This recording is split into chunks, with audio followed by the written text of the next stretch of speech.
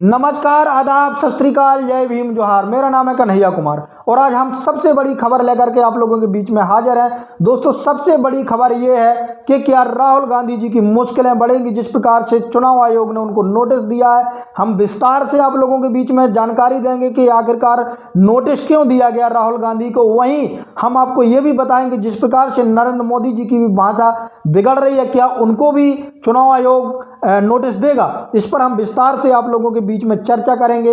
इससे पहले मेरी आपसे निवेदन है कि यदि आप बहुजन मीडिया को बचाए रखना चाहते हैं तो आप BMM न्यूज 90 को सब्सक्राइब कर लें, साथ में बेल आइकन को प्रेस कर लें ताकि बहुजन समाज से संबंधित कोई भी खबर हो उसका नोटिफिकेशन आप तक पहुंच सके। तो दोस्तों, जो सबसे बड़ी खबर है, जो ट्रेंड कर रही है, कहीं ना कहीं आज सबसे ज़्यादा वायरल खबर है, वो ये है कि राहुल गांधी जी को चुनाव आयोग ने नोटिस जारी कर दिया है। वो नोटिस जारी इसलिए किया गया है क्योंकि आपने देखा होगा कि विश्व कप के फाइनल में जिस प्रकार से वहाँ पर नरेंद्र मोदी जी उपस्थित थे और नरेंद्र मोदी स्टेडियम में वो खेल खेला जा रहा था, जिस प्रकार से हारने के बाद कहीं ना कहीं लोगों की प्रतिक्रिया आई और ट्विटर पर ट्रेंड कर गया पनौती। इस प्रकार से पनौती ट्रेंड किया कि लोगों के हर जवाब पर वो कहीं ना कहीं बोलने लग गए और लोग कहीं ना कहीं नरेंद्र मोदी जी की आलोचना करने लग गए और कहने लग गए कि शायद नरेंद्र मोदी जी के जाने से टीम इंडिया हारी है।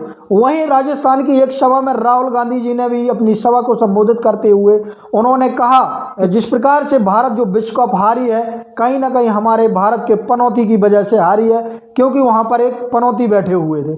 उन्होंने इस प्रकार से नरेंद्र मोदी जी के लिए भाषा का उपयोग किया। इसी भाषा को देखते हुए बीजेपी के लोगों को एतराज हुआ और बीजेपी के लोगों ने कहीं ना कहीं निर्वाचन आयोग में शिकायत की। वहीं निर्वाचन आयोग ने भी ये एक नोटिस देते हुए राहुल गांधी जी को शनिवार तक जवाब देने के लिए बोला है। इससे ये तय हो रहा है क्या राहुल गांधी यदि शनिवार तक जवाब नहीं दे पाते तो क्या राहुल गांधी जी की मुश्किलें और ज़्यादा बढ़ सकती हैं। वहीं सवाल ये भी पैदा होता है कि जिस प्रकार से यदि नरेंद्र मोदी जी कहीं ना कहीं मूर्खों का सरदार तक बोल देते हैं, राहुल गांधी को पप्पू बोल देते हैं, ऐसे टाइम पर भी क्या नरेंद्र मोदी जी को भी निर्वाचन आयोग को कहीं ना कहीं नोटिस देना चाहिए या नहीं। जिस प्रकार से राहुल गांधी जी के ऊपर एकदम से निर्वाचन आयोग टूट पड़ा और उनको नोटिस तक थमा दिया है, लेकिन अपनी कई सभाओं में माननीय नरेंद्र मोदी जी भी अपनी अभद्र भाषा का उपयोग करते हैं राहुल गांधी जी के लिए। आपने कुछ दिन पहले देखा होगा कि उनको पप्पू बोला गया। इसके अलावा उन्होंने मूर्खों का सरदार तक बोल दीजिए राहुल गांधी जी को।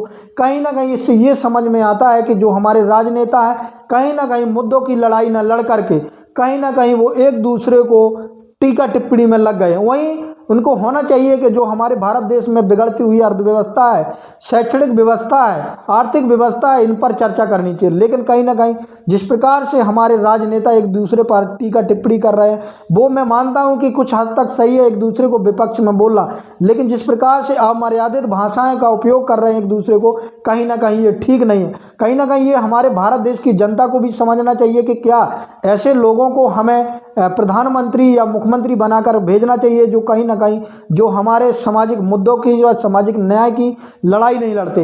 ये आप सभी लोगों को समझना चाहिए। और क्या ये अमर्यादित भाषा किसी राजनेता को, सबसे बड़े नेताओं को शोभा देती है, कहीं ना कहीं ये भी सवाल है। और सवाल ये भी है कि क्या निर्वाचन आयोग एक पक्षी कार्रवाई करता है। जिस प्रकार से बीजेपी पार्टी के शिकायत पर राहुल गांधी जी को नोटिस थमा दिया जाता है, कई जगह पर कांग्रेस ने भी नरेंद्र मोदी जी के खिलाफ कहीं ना कहीं शिकायत की है और निर्वाचन आयोग ने आज तक नोटिस नहीं दिया। कहीं ना कहीं ये भी सवालों के घेरे में निर्वाचन आयोग खड़ा हो जाता है कि आखिरकार एक पक्षा कार्रवाई क्यों करते हैं। ये सबसे बड़ा सवाल है और कहीं ना कहीं आप सभी लोगों को इस पर समझना चाहिए, सोचना चाहिए।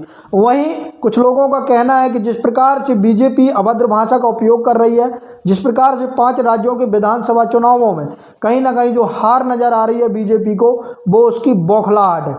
तो ये सबसे बड़ी खबर हो सकती है और नरेंद्र मोदी जी के आप लोगों को बताएंगे कि आखिरकार क्या निर्णय आया। वहीं अंत में BMM न्यूज 90 की आपसे गुजारिश है कि अभी तक आपने हमारे चैनल को सब्सक्राइब नहीं किया तो चैनल को सब्सक्राइब कर लें, साथ में बेल आइकन को प्रेस कर लें। वीडियो अच्छा लगे तो लाइक और कमेंट जरूर करें। धन्यवाद।